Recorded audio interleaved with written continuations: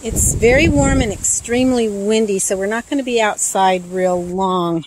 I just gave that a haircut. That's my chocolate mint.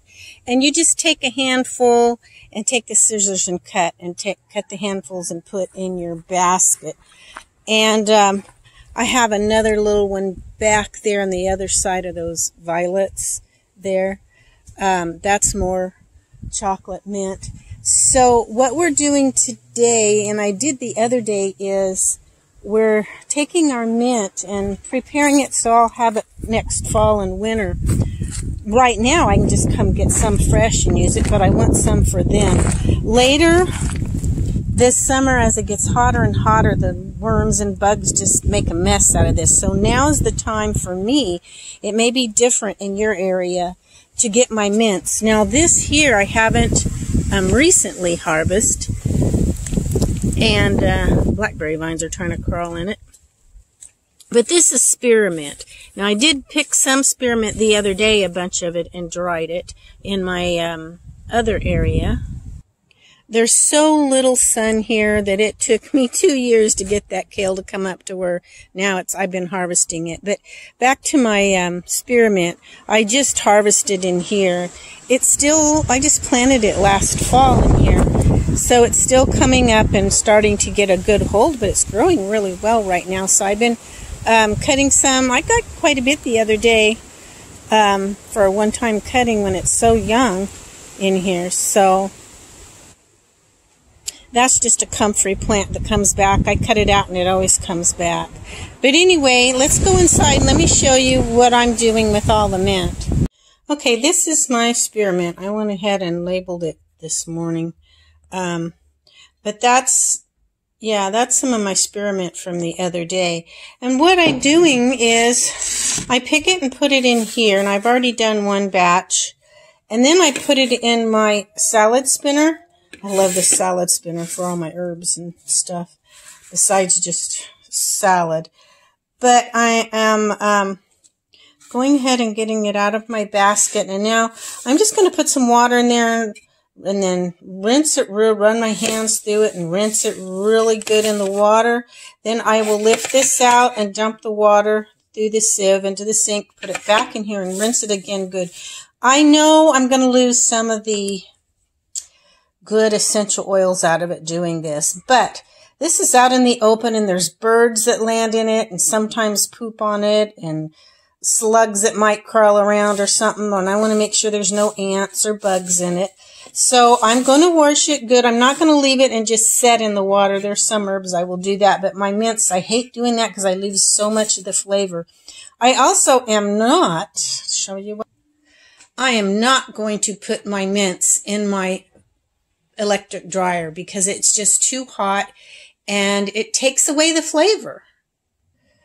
Okay, now I do have my mints laying on those racks right now because I just finished washing them and I'm laying them out and they're kind of just getting the essential water off. Once I get all my mints washed, then I'm going to put them back in the basket and take them out to my hanging dryer.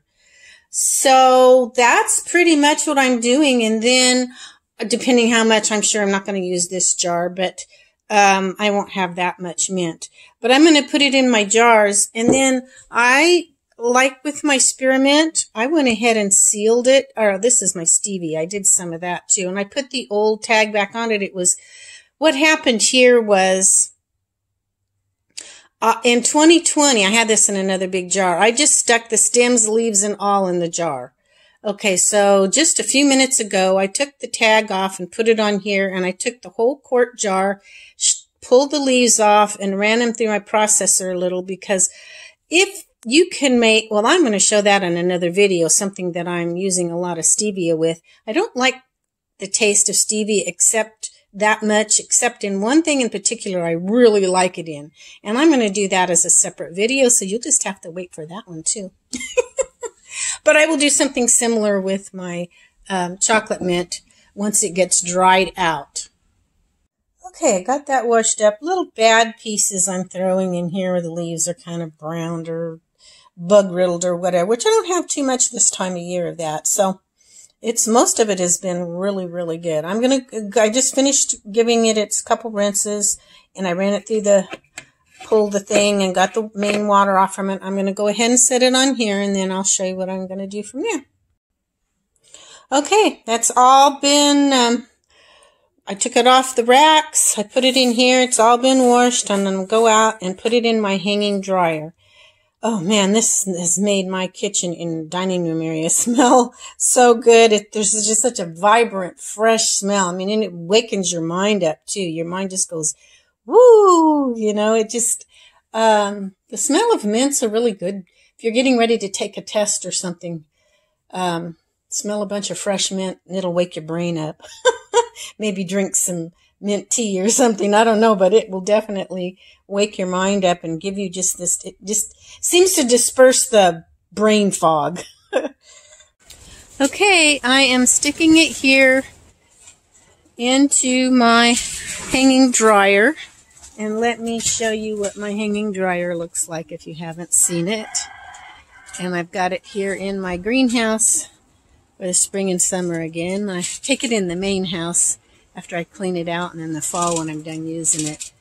But, yeah, so I'm going to finish taking my, this smells so good, my chocolate mint, and putting it in the dryer. And then I will jar it up like I was showing you earlier, and that's how I do my mints.